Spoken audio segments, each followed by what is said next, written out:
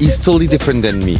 He's the bad boy doing magic. I come from the experimental theater. He has that character, the mind freak guy, but he's a good guy, hard worker. He's one of the gang. He wasn't doing the star here with us. It was really great. So no, he's just a normal guy, but very, very talented.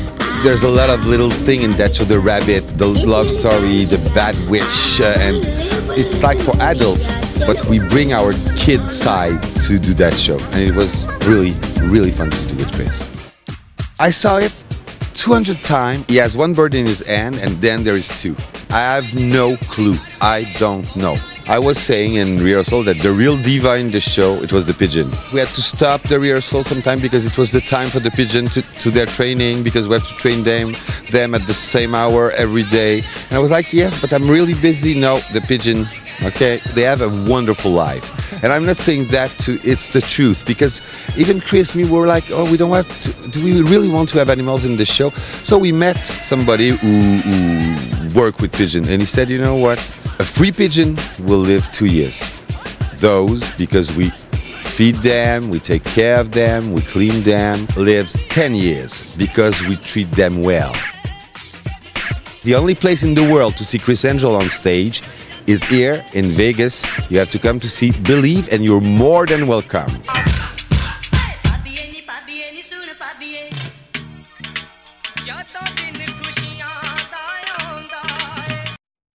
You know, a lot of people will promise you the world. I'm not going to promise you anything.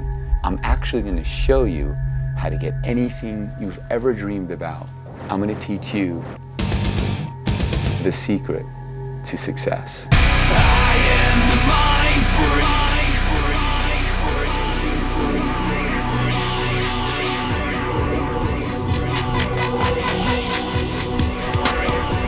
So you want to know the secret to success, wealth, beautiful cars, beautiful women, and for all of your dreams to come true?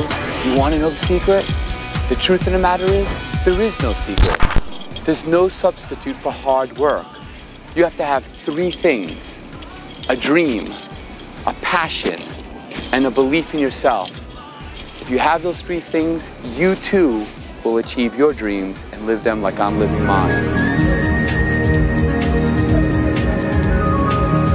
He worked very hard. From a little boy, since I remember him, always wanted to do something. I knew that Criss had a unique talent at a very young age.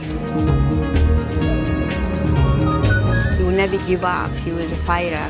I believe that Criss's success is really from all of his hard work. I would go down like 2, 3, 4 o'clock in the morning because the light was on in the den, and he would go downstairs and he was working. We'd meet till 3 or 4 o'clock in the morning, you know, just one more thing. And his mom was always there, always coming in. You know, can I get you anything? Can I do anything for you? He used to say to me, I'm going to be a magician, and someday I'm going to be the top. And he goes, his dream was to come to Vegas. And when Christopher came out, I just broke down. And I'm going to break down now. It was a very exciting day. I couldn't believe that was my son. I first off want to thank Felix Rappaport on behalf of the Luxor and the MGM family for giving me this opportunity. I was sitting there talking with Demetra, and I said, you know, did you ever imagine, you know, in all these years while Criss is sitting there in his office planning his career, that it would ever get like this? And she said, yes, I did. She said when he was, you know, 14 years old, she says, I knew that he was going to make it.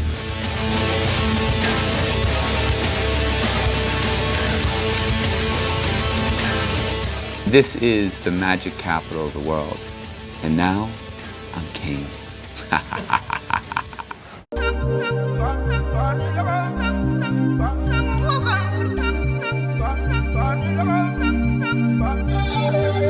The number 80 million.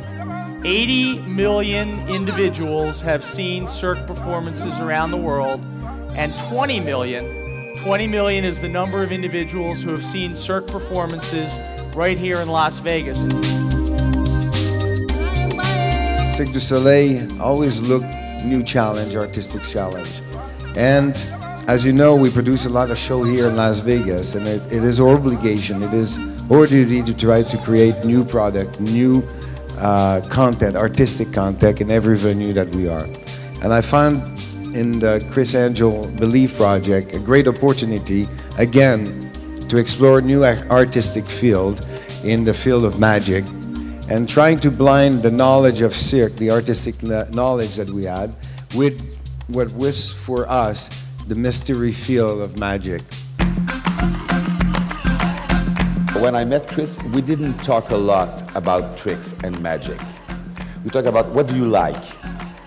What is your favorite book? What is your favorite movie? So his favorite movie is The Wizard of Oz. One of my favorite books is Alice in Wonderland. So we knew that, oh, we have something in common. We love those worlds when somebody goes into another world. So that became our base. Then to go into that our world, we have all the illusion that he's in control of, that he knows, but there was other that we tried and didn't work the first time and didn't work the second time. For example, walking down a wall, and in that case a soft wall, is the first one doing it live on a show. Maybe you look at it and say, oh, he did that on Mind Freak. Yes. We are doing it live every night. I'm not lying, was a nightmare.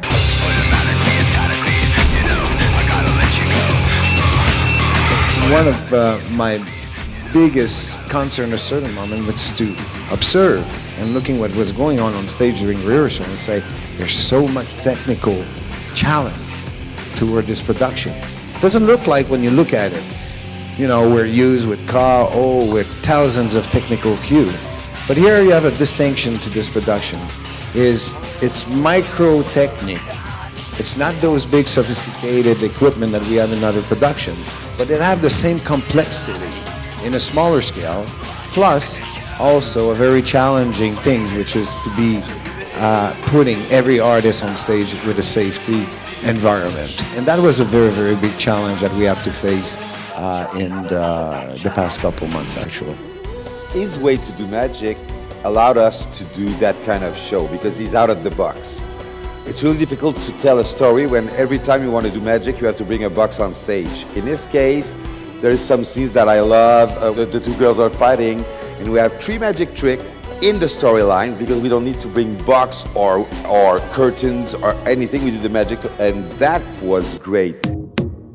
And my dream was to do what Cirque did, try to, you know, reinvent the perception or how you have the public think about magic, as Cirque did for the circus. And when I made my first pilgrimage here to Las Vegas, I remember staying, I tell this story all the time, but staying in like a hotel, which I think it was like $49. I had about $300 in my pocket.